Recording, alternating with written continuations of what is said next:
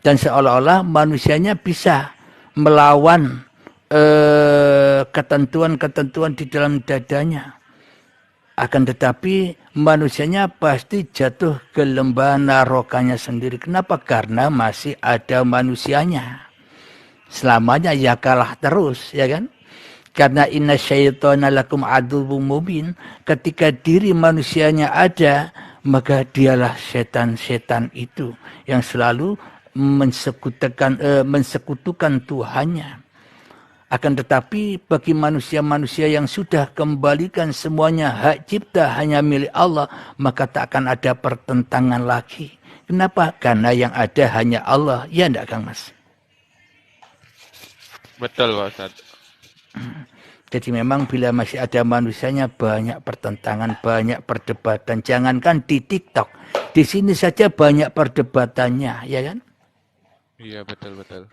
Akan tetapi bila kita sudah serahkan segala hak cipta hanya milik Allah, maka itu hanya pagelaran-pagelaran Allah. Ngapain kita ikut-ikut ngatur-ngatur Allah? Ya enggak, Kang Mas?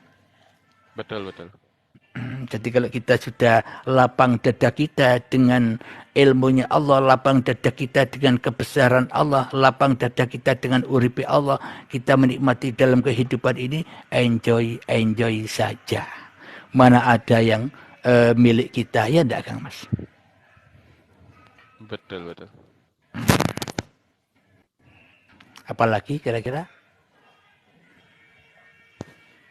Itu aja sih Pak Ustadz, masalahnya saya itu bingung Pak Ustadz. Kok kecil suaranya, Kang Mas? Apa suara saya kecil juga?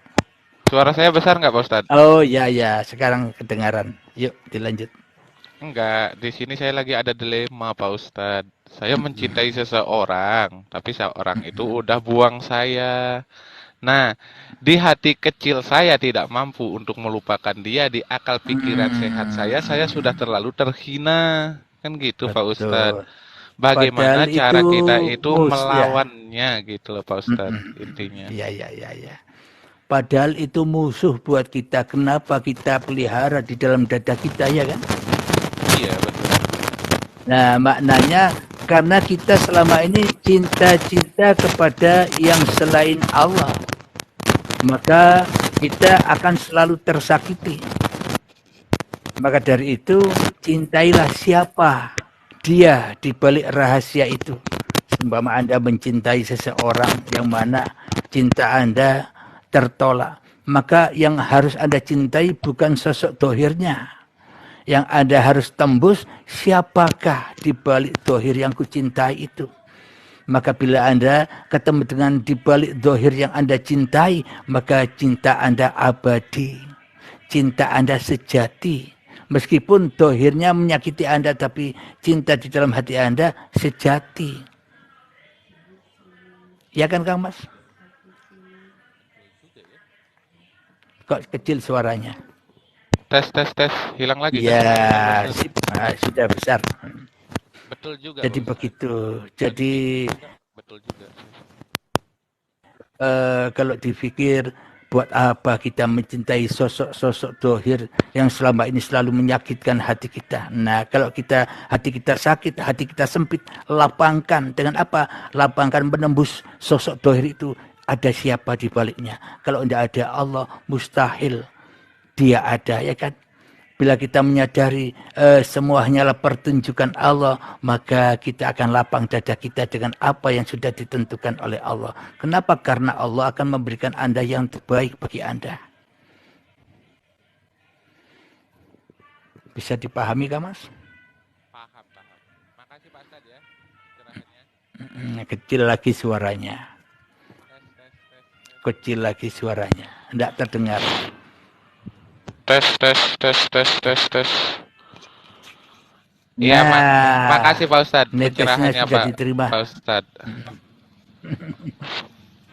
Ya, jadi memang kalau kita terbakar atau naroka di dalam hati kita terbakar karena sebab sesuatu, maka larilah kepada siapa penguasa sesuatu itu. Maka hati kita akan lapang, terobati. Ya kan, Mas? Betul. Satu lagi Pak Ustadz.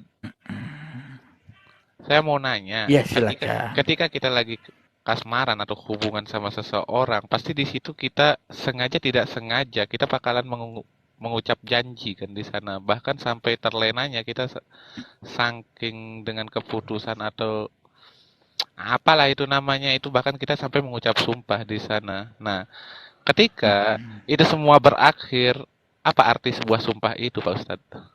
Apakah masih ada nilainya atau gimana, Pak Ustadz? Dengan kata-kata kalimat kita ucapkan dulu. Alhamdulillah ya.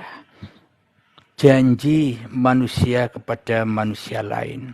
Bila manusianya masih berkuasa atas janji-janji itu, maka ketika janji itu terrealisasi atau terbukti, manusianya akan terjerumus dengan apa? Dengan rasa bangga. Terjerumus manusianya. Bila memang janji-janji itu tertepati, manusianya akan terjerumus dengan merasa bangga telah menyelesaikan janjinya. Dan kebalikannya juga ketika manusianya tidak menepati janjinya juga terjerumus. Terjerumus di apa? Di malu atau kecewa, ya kan? Karena masih ada manusianya yang merasa mengucapkan janji. Karena masih ada manusianya yang merasa berperan atas semua janji-janji itu, ya enggak, Mas? Betul, betul. Akan tetapi bila manusianya sudah memasrahkan kepada Tuhannya, ternyata apapun yang sudah aku lakukan, janji-janji apapun yang sudah aku ucapkan, semuanya hanyalah pagelaran. Biarlah Allah yang menepati atau biarlah Allah yang mengingkari janji-janji itu. Maknanya berlaku atau tidaknya semua bukan urusanku, tapi semuanya urusannya uripe Allah. Kalau sudah lari kepada Allah, selamat semuanya. Pasti meskipun hasil atau tidak hasil, sama-sama kembali menyaksikan kekuasaan Allah di balik itu semua. Ya enggak, Kang Mas? Jadi maksud Pak Ustadz, itu semua nggak ada nilainya, gitu ya Pak Ustadz ya. Asal kita lakukan satu hal, kembalikan kepada yang berhak gitu ya. Ya, betul. Maknanya Anda saksikan di situ, disitulah kekuasaan Allah atas diri Anda, diri manusia, ya kan? Jadi kalau kita dijanjikan seseorang seumpama, kalau kita bersandar hanya kepada Allah, janji seseorang kepada kita itu terrealisasi atau tidak, kita enjoy saja, makmum saja, nerimo ing pandum. Kenapa? Karena tidak ada di dunia ini yang selain Allah, ya kan? Betul, betul. Akan tetapi kalau kita hanya memandang manusianya, pasti kita berharap-harap terus menagih janji kepada manusianya. Karena seolah-olah manusia itu Tuhan yang bisa memberikan janji-janji kepada kita, ya kan? Tapi kadang-kadang gini lah Pak Ustadz, kadang-kadang mungkin orang itu lupa dengan janji-janjinya. Tapi kan sesuatu yang sudah tapi tergantung orangnya Pak Ustadz ya. Kalau seperti saya sudah berjanji sama seseorang, apalagi mengucapkan sumpah gitu. Susah bagi saya untuk melupakan itu loh Pak Ustadz. Jadi makanya saya mau bertanya, apa arti semua janji dan sumpah itu ketika kita sudah ditinggalkan? Itulah Susah, yang jadi pertanyaan. susah untuk melupakannya, ya kan? Karena Anda masih melihat sosok yang Anda sumpahkan, sosok manusianya. Jadi sulit untuk melupakan itu semua. Kalau Anda lepas kewujudan makhluknya, ya kan? Sebetulnya bukan orangnya Pak Ustadz. Ini ngomong tentang real saya Pak Ustadz ya. Janjinya itu yang jadi beban selama ini. Janji yang telah saya ucapkan itu yang jadi beban. Kalau orangnya sih enggak masalah. Enggak pernah kan jadi sudah bayangan selesai. gitu. Maknanya janji apa yang sudah kita ucapkan itu kan realisasinya, ya kan? Maknanya bila Anda sudah kembali kepada Allah, bila tak ada Allah atas diri Anda, apakah akan ada janji-janji yang dulu? Apakah ada pagelaran Anda yang dulu tanpa uripe Allah, ya kan? Iya, betul. Berarti semua itu kan kekuasaan Allah, bukan kekuasaan Anda. Bila kita masih merasa kuasa, sulit kita melupakan itu. Akan tetapi bila kita menyadari, aku tak kuasa apapun, apalagi berjanji. Sholat dan ibadah saja tidak kuasa. Nah, kalau kita kembalikan kekuasaan kita, apapun yang kita perbuat khairihi wa syarrihi minallah, maka bebaslah Anda dari jerat itu semua. Kenapa? Karena Anda lari bersandar kepada siapa yang menguasai Anda dalam berjanji itu, ya kan? Betul. Bisa diterima? Iya, logika Itu juga Pak aja. Ustadz. Apa di dunia Logika ini dan hanya masuk akal. panggung sandiwara saja. Jadi memang kalau kita yang merasa berjanji, ya kita akan terbelenggu, terpenjara dengan janji-janji kita sendiri. Seolah-olah kita merasa bersalah dengan apa yang kita janjikan, ya kan? Betul. Betul sekali Pak Ustadz. Akan tetapi bila kita tahu bahwa sejatinya al-insanu sirri wa ana sirruhu, bahwa hanya Allah yang merahasiai seluruh manusia dengan apa yang tergelar pada setiap manusia, maka kita sudah lepas dari itu. Kenapa? Yang dulu-dulu aku pernah berjanji ini dan itu semuanya pagelaran Allah, maunya Allah. Jadi Anda tidak berhak merasa bersalah, tidak berhak merasa sulit. Kenapa? Karena Anda tidak punya apa-apa. Ya enggak? Betul, betul.